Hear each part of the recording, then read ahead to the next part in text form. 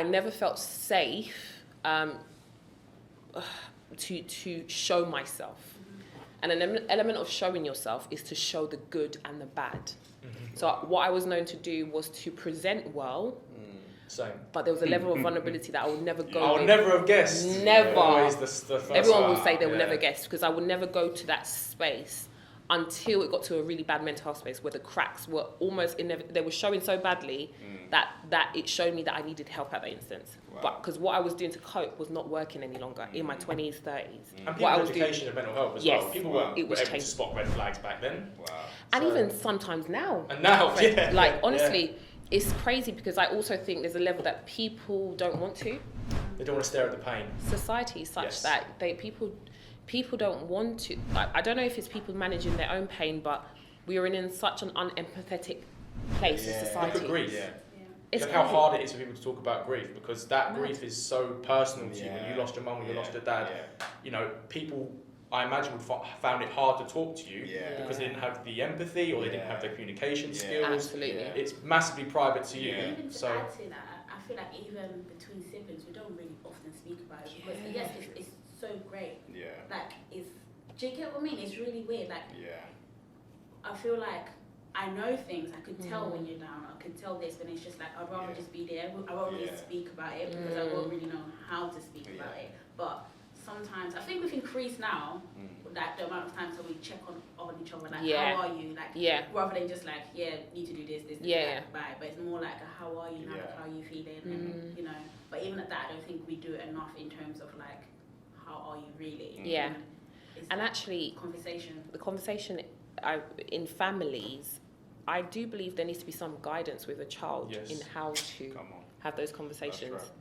And I've noticed, I can speak from my experiences, I didn't have the vocabulary to even show what I was no, feeling. none of us did. I didn't even know what I was feeling until literally in therapy.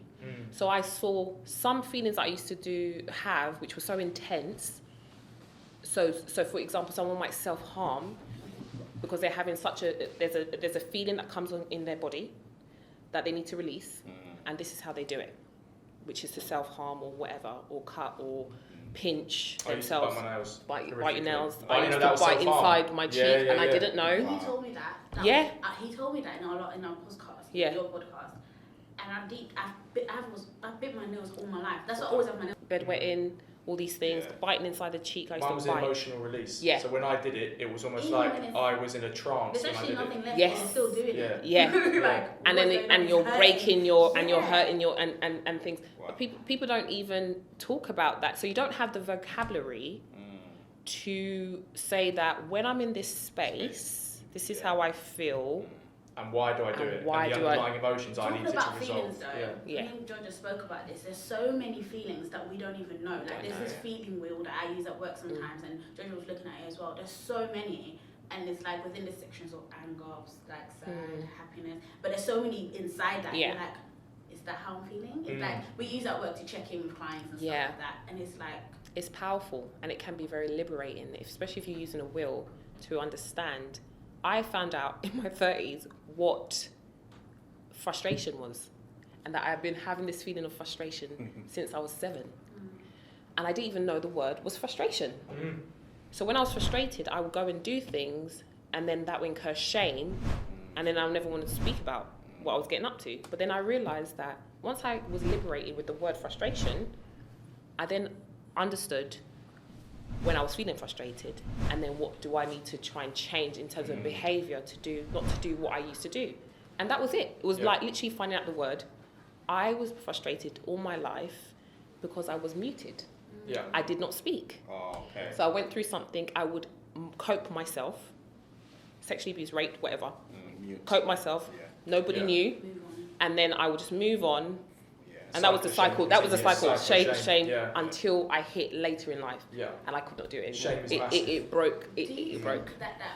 that feelings will should be used on children? Maybe obviously a bit more easier. I easier wholeheartedly. context for them to Yeah. understand. I'm more on the fence about that because I'm very much of the opinion that we need to educate children about mental health and general emotion. How would you tackle But- that though?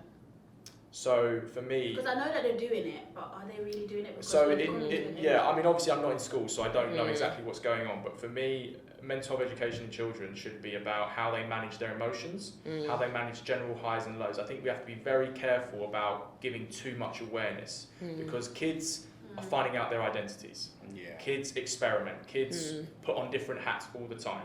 I did it. We all did. I had emo hair for 2 years. Worst decision of my life. And flannel gingham shirts. Do you have any Do you know what pictures? I mean? I do. I'll show you after. Yeah. So we all have. You look back and you laugh and you own it and you say, oh, what stupid period that was. Yeah. But if you present a mental health education to children where suddenly conditions seem attractive to identify with, that's why I feel like we get into shaky ground, because if you present mental health issues as a trend or something which can become a self-fulfilling prophecy, we get into difficult territory. Yeah. Because if you say, oh, I feel like that, therefore I must have this condition, no, Yeah. you just might just be feeling slightly anxious. And we're seeing a lot of that now, isn't it? Yeah. Yeah, a lot of people are coming out saying, mental health, mental health, when it's really not. And that's the an case. American, export as It's well. like a trend of like self-harming. There was Yeah. this thing going on like, oh yeah, take a picture of you self-harming. Yeah. Oh, it's across the board. It's everything from pro anorexia accounts. Yes. It's TikTok Tourette's. Yeah. It's kids claiming that they have dissociative identity disorder, which has only been diagnosed in about 50 people in the last 50 years. Yeah. So they all, for example, for the watchers who don't know, a teenager will claim they have alters. Yeah. Where they'll come on camera and they'll say, I'm X name with X age as well. And then they'll come on the camera and 2 seconds later it'll cut to, I'm X name, I'm X age, I have this. Wow. It's really, really worrying. Yeah, and I do get what you're saying. I think to scale back to the basic, I think children need to be supported to even just know, am I happy today? Yes. Am I 100%. angry? And I think the issue is adults don't even, the adults they don't even know how they're feeling. So we're in a traumatized society. You need to teach the adults first. Yeah, you need to. So the adults don't know what they're feeling, so they can't then support. So I have a 4-year-old, and I literally just do the basic of just talking That's to all her. they know. That's all they need to know. That's They're all. 4. I'm not going to go into any mental health. I'm just literally asking you, how are you feeling today? Simple. And she can then vocalize and say, actually, I'm feeling a bit angry, or I'm feeling a bit frustrated. She knows that word and she knows the feeling.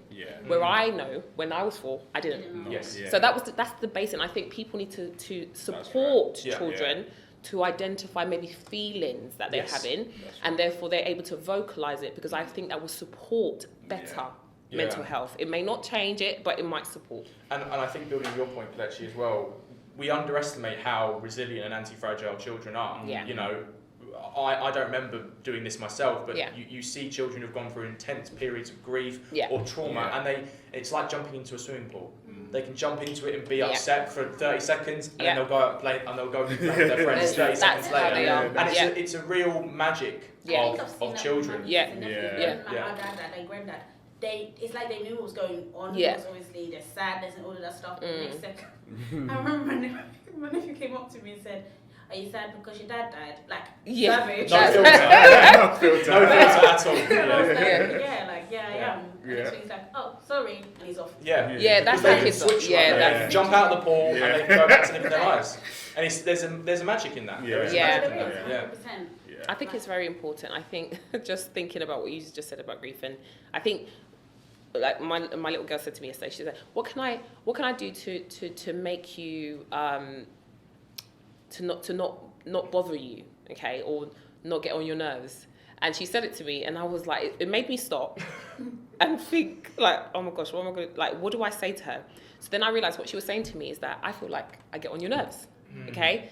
And then it made me realize, and this is because we have conversations of feelings. So she was expressing that when you tell me to, which I do, get out, she's telling me that I feel like I get on your nerves, and I want to try and find out how I can, she's only 4, how I could not get on your nerves and make you feel, and then I had to stop, and then I realized that my behavior, in terms of telling her to get out, of the room or something, like, makes her feel this way, right? You say, you don't get on my nerves. And I had to address it in that instance, because I then recognised, yes, there is a behaviour that I'm doing that's causing her to feel this way.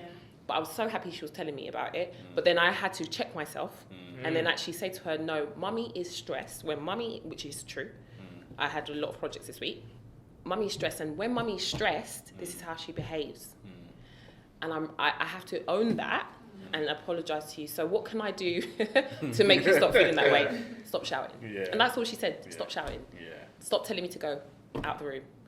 And when she said that, that was it. So I was happy then she was expressing, Yeah. and then, which is something I was never able to do. She was confident to do that, and then I was able to check my behaviour, and then I was able to think, actually, this is how my behaviour is making her feel.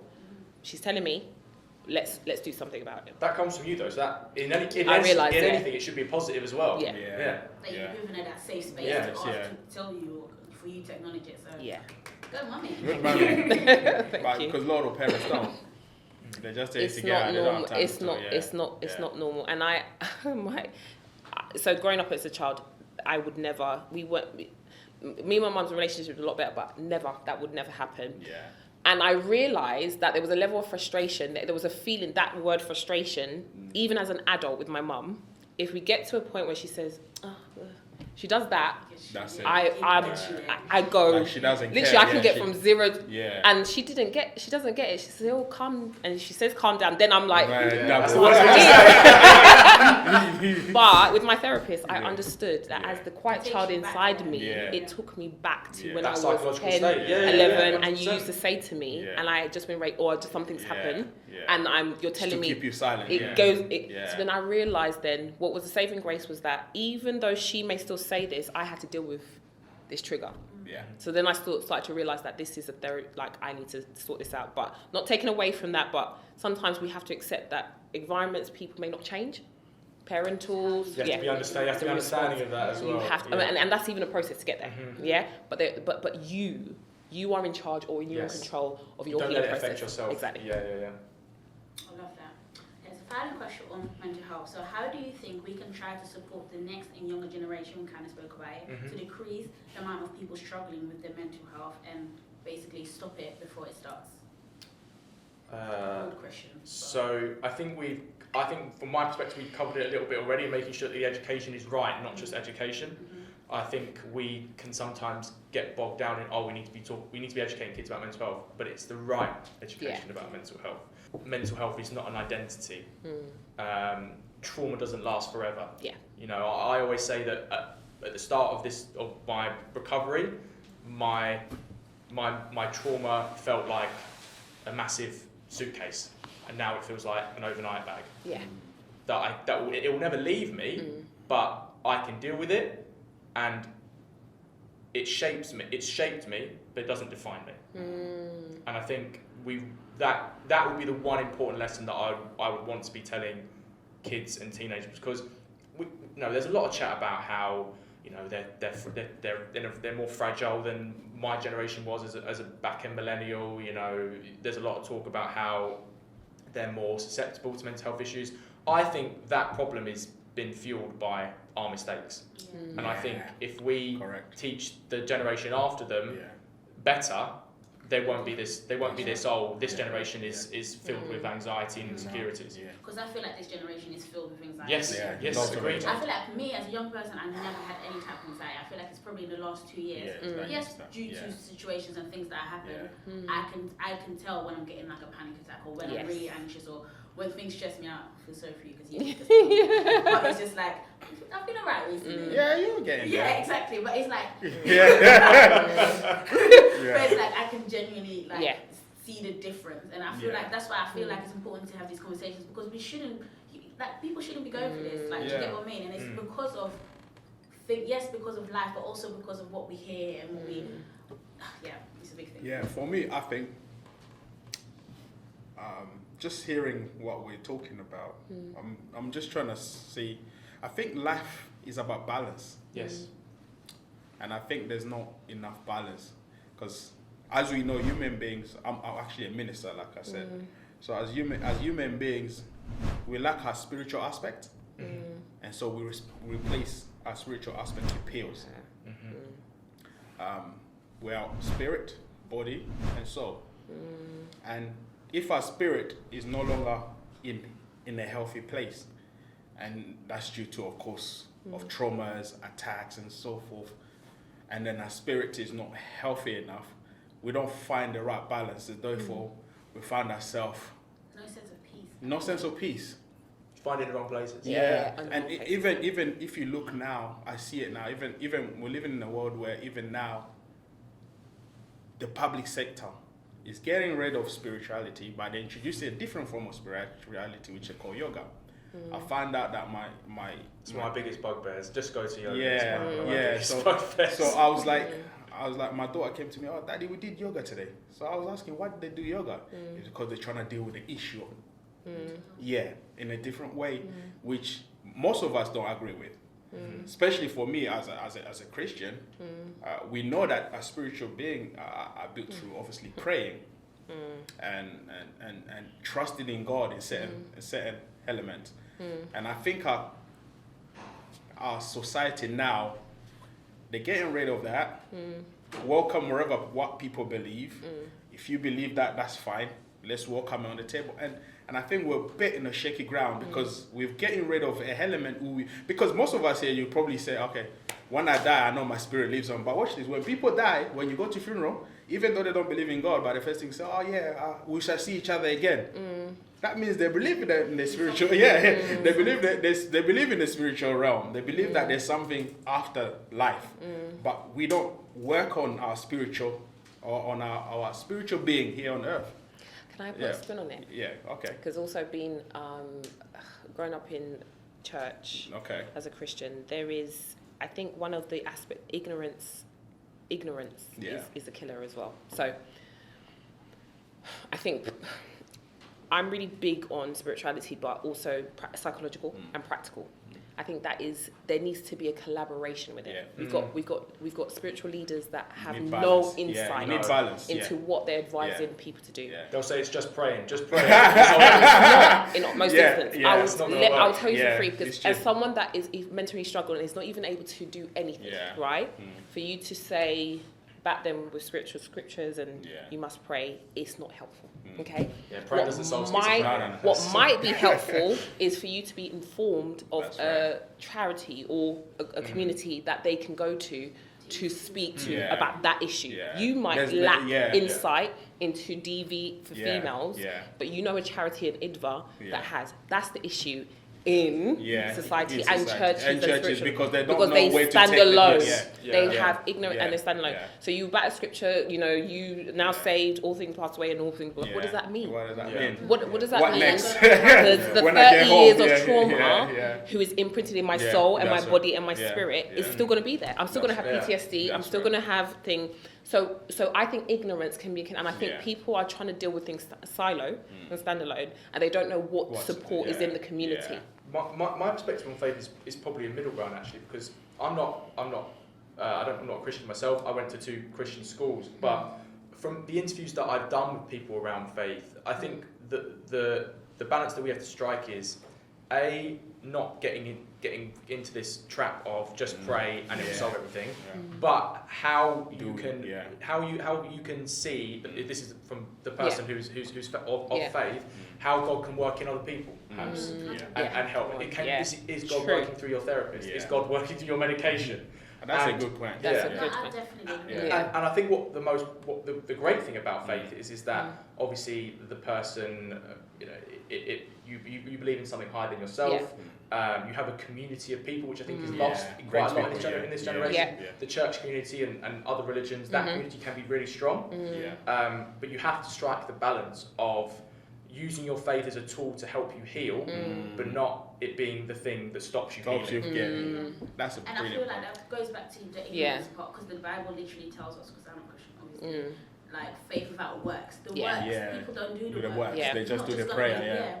So I feel like, obviously as a pastor, I feel like, especially because you're young and we're always speaking about mental health, it's a big thing. In churches, often I feel like they don't speak about it enough. They speak about mental health again, rebuke it, but like he said, how are you going to help? Mental health is normal. First of all, people need to establish as mental health is a normal thing. You should not demonize it. Because that's when people start feeling like I'm going to come back. So people won't talk about it. People won't talk about. I know I would not ever feel comfortable, safe to, because when I would go and say I'm struggling, I'll be met with, oh, are you praying enough? Or are you doing this? Or are you scriptures and stuff like that? Praying, but And I'm like, else has to give. what else? So I'm not going to come to talk about it, because then I'm demonizing myself to say, actually, okay, I'm not praying enough. So it then becomes very legalistic. And then you're moving into a mode where you're trying to help yourself in a way that you think, actually, because they're telling me that I need to be doing this, I'm not then good enough. Yes. And then that's a good point. mental health also is then impacted and triggered. Wow. So sometimes there's re-traumatization in the Christian community and the church, and people are running away from it. More church, not necessarily God, but sometimes are running away from it. So the re-traumatization is happening in environments in communities like that, where there should be help and receiving help. And I think it's purely because of ignorance. I don't demonize the thing. I literally think it's, and it is cultural. It's such a big, I do training on, this is my area. I do trauma informed, and I do training for faith leaders, because the re-traumatization that happens in the faith community is significant. You have people that are so vulnerable, and they're coming to you to save them, right? Not necessarily God, but they're coming to you to save them. And then what happens in the process, not saying that people are not human, they may try and stuff, but they don't have insight. They don't have the training. I think it comes back to conflating mental illness and mental health. And they don't know. You'll say to someone, I'm struggling, they'll go immediately, it's the worst possible crisis, whatever. And then because they don't have the education. They don't have the education. And then mental health first aid training for all pastors, maybe I think it's important. For them No, to be trauma-informed and everything. they need to, and that's why I do trauma informed, and I'm doing my first workshop about trauma informed, because you need to have an understanding what's the difference between mental health and how to have a conversation. How to have a conversation, because what that means is it's not what the problem is, what do they need? Yes. And you may not have what they need. And you need to know where can you find what they need? Yeah, exactly. 100%. And it's also, when it comes back to the element of conversation, so one of the biggest things you learn in mental health first aid is that when you're having a mental health first aid conversation, you never insert yourself into that. Never. And because sometimes people will feel that in a natural conversation, you might say to me, Jackie, I'm going through this right now, and you might go, oh, I've gone through this. That's not appropriate. The point of a mental health first aider is to say, okay, I understand what you're going through. That must be really hard. Validate it, with empathy and non-judgmentally. Wow. And I think, from a religious setting, that could work really well, because if they had the education, you might say something, and if a pastor was educated, they might not immediately go, oh, but just pray. You're inserting God into it. Absolutely. If you take it away, and then at the end of the conversation go, let's pray together. Yes. But then or how also, can God be a positive tool? Yes. Oh, thank you for I was teaching talking me. It's on a roll. And we were talking to Fred earlier about the power of your testimony and what your experience is. Because there's a flip side to it. And definitely in terms of training, this is what. But if I was going through something and I had a conversation with you, and you said to me, I went through 10 years of low mental. And then I'm like, focus goes off the person. And then I'm like, okay, I'm not alone. You are a spiritual leader. What has happened is there is also not been a normalization of mental health experiences. So you've got someone it's like this power dynamic hierarchy. I've seen leaders of people, they'll tell me, go to this pastor's wife, go to this person. And I'm looking at you like you're perfect. I look at your life and think actually you've never had a struggle in your life. So there's an element, and I think this goes by wisdom, because sometimes you want to just hear the person first. But the second conversation might be actually, you share this with me, I would like to share that actually I went through a stint of low mental health. It's kind of showing up vulnerability, right? So there is an element of, I think, power in the experience. Like, you've been through this, you've been through that. I'm not abnormal. So you as a leader, or you as a professional in your area, you've been through so there's a relatability. And I find that also the danger is that when you've got people in senior leadership who are presenting like they are superheroes, that everything is graving. So then also that makes someone in the environment not want to come to you to talk about again. So you flip them with scripture, but you also don't get me.